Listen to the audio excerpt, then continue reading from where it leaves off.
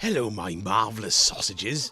Now, I've been a PlayStation gamer since the PlayStation 1 came out way back in 1756, and I've only played Destiny 2 on the PS4, then on the PS4 Pro, and while it did seem to deal with running the game a lot better, less stutters and so on, the PS4 Pro version didn't totally blow me away. It was just kind of, a bit more horsepower under the hood, as they say.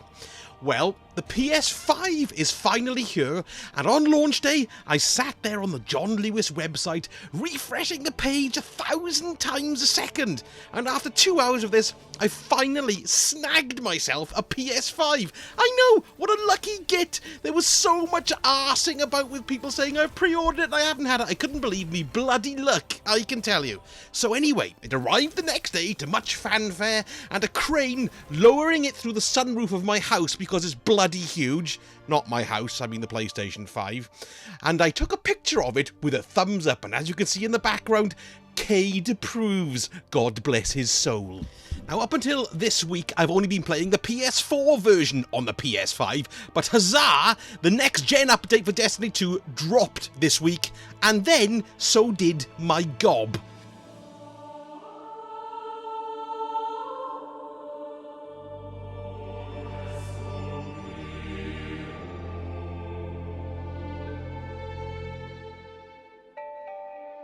It's a totally different experience from the PS4. It's something that PC gamers have had for a long time, but I never went over to PC because I'm absolutely buggered if I was going to buy all that stuff again on a different platform. So all this is new to me, really. So what are the major differences? Well, firstly, and most obviously, is the frame rate. It's 60 frames a second, and it's noticeable absolutely everywhere. From the little loading icons appearing to be more crisp and smooth, to the way the cursor moves around the screen, the character movement, the camera movement, it is all so enhanced it seems like someone has slipped some speed into Destiny's pint and then polished it into incandescence with Mr. Sheen. It's bloody shiny and very slick, governor, and I think it looks fantastic. So let's drill down a little bit into the settings. Now, on the PS4 Pro, in the video section, there were only two options for adjust the screen and for brightness, but on the PS5, there's a few more be buggered.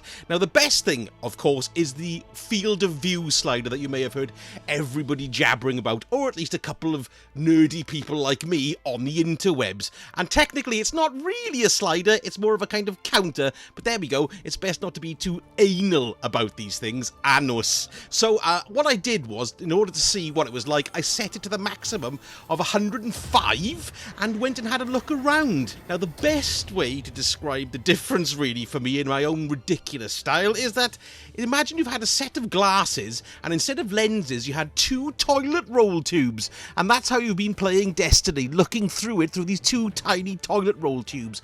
Then all of a sudden, somebody whips them off your face, and you can see so much more. You get so much warning of incoming fire. You pick things up in the corner of your virtual eye. You've got more of an instinct as to where that invisible marauder is who's trying to shove his knife up your ring piece. In other words, it gives you loads more information. Now, some may not like the widescreen view, because if you've been playing a game with a certain perspective for 6 years, as we have all been doing if you've been a PS4 or an Xbox One player, then it might be a bit too jarring. But for me, it made the game feel more cinematic, and that really allows you to get a feel of the scale of Destiny's worlds. Now, the field of view changes and the frame rate are really noticeable in gameplay in any scenario, PvE, strikes, all that, of course. But I found the Crucible to be far less stressful because of this wider field of view and the higher frame rate. There are fewer surprises of the "where the bloody hell did they come from" nature, so, it's less frustrating. I mean, my aim has always been shite, but I think I did fare a bit better with the advantage of the 60 frames and the FOV, so I'm definitely going to be keeping this wide setting. You do really notice that your Guardian seems a lot smaller in the screen, particularly when you whip out your sword or you're sparrowing around the place, but the bigger field of view will let you see all the bell ends around you so you can slice and dice and run them over and pretend you're in a 70s road safety commercial. Bloody Guardians! Now, to take full advantage of the update, you'll need a 4K TV and HDMI 2.1. Now, this is the new connection that's kind of been sort of oozing its way into the mainstream market, and all it basically means is that the HDMI cable is a bigger pipe so you can stuff more data from the PS5 up into your telly. So if you are buying a new 4K TV, make sure it's HDMI 2.1 to take advantage of the PS5, because then you'll be able to run it at 4K with 120Hz refresh rate. That's the screen refresh rate. As for your standard HD TV, which is what I'm using, I've got to be honest, it still looks amazing. It's buttery smooth, and its loveliness is leaking all over the place, I can tell you.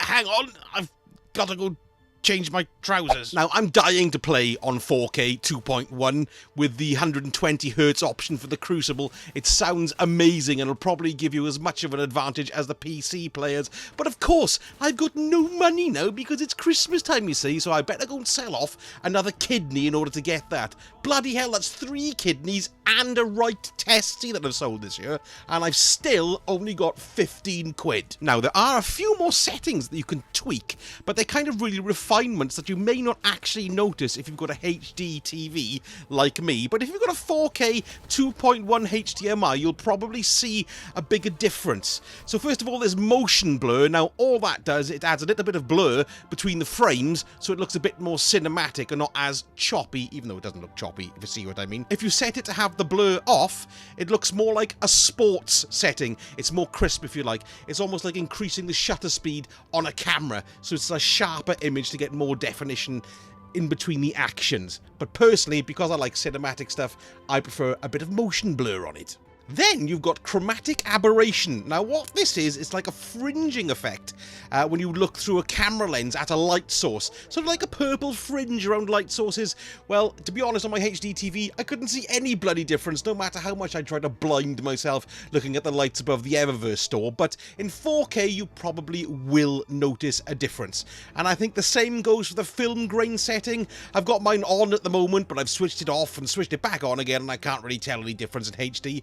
But in 4K, it would probably be a bit more obvious. So if you've got a 4K set and you are playing it with HDMI 2.1, I'd love for you to let me know in the comments what it looks like and make me feel inadequate and jealous. As well as all the visual elements, the loading speeds and the menu speeds are so much quicker on the PS5 than the PS4 Pro. I was planet hopping around like Zaphod Beeblebrox on holidays, and the menu screen is just so much quicker. Before, when I used to go into my screen to change a weapon, I could actually go for 2 dumps while I waited for them to turn up. But now, I can't even do a quick wee-wee. It's not all sweetness and light. I do have a couple of niggles as well.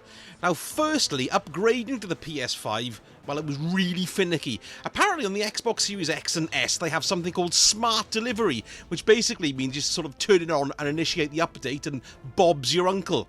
But I had the PS4 version on my PS5, first of all, and when I turned it on the day of the update, it said, please download update 3.01.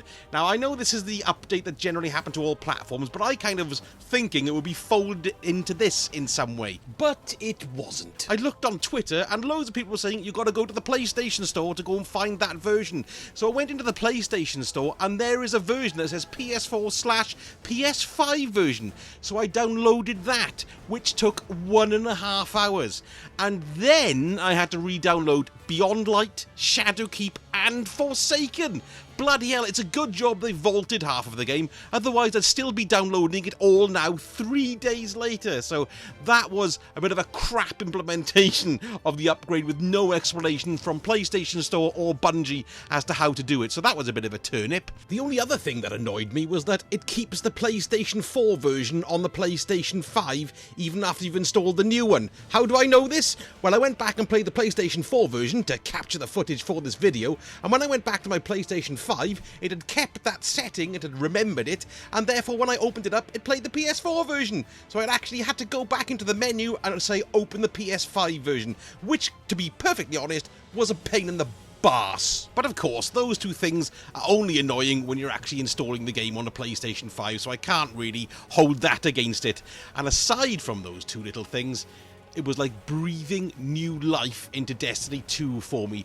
It coruscated with glitters and sizzles and fun and the light and the dark, and to me, it feels like a new game, even though it obviously isn't. I'm assured the Xbox version runs almost identically too, so I've got to say, well done, Bungie. The game does look next gen to me. It's fast, it's slick, and I can't wait for the story to unfold with this new coat of paint. Well, for me at least, anyway. Now, I can't actually believe I'm going to say this, but I'm now going to go and play some Crucible for fun! I know, I must be crazy! If you did enjoy the video, a like, a subscribe, and a comment, particularly if you've got a next-gen version, would be fantastic. And don't forget to hit the notification bell in an annoying way so that when I drop my larks, you can watch them.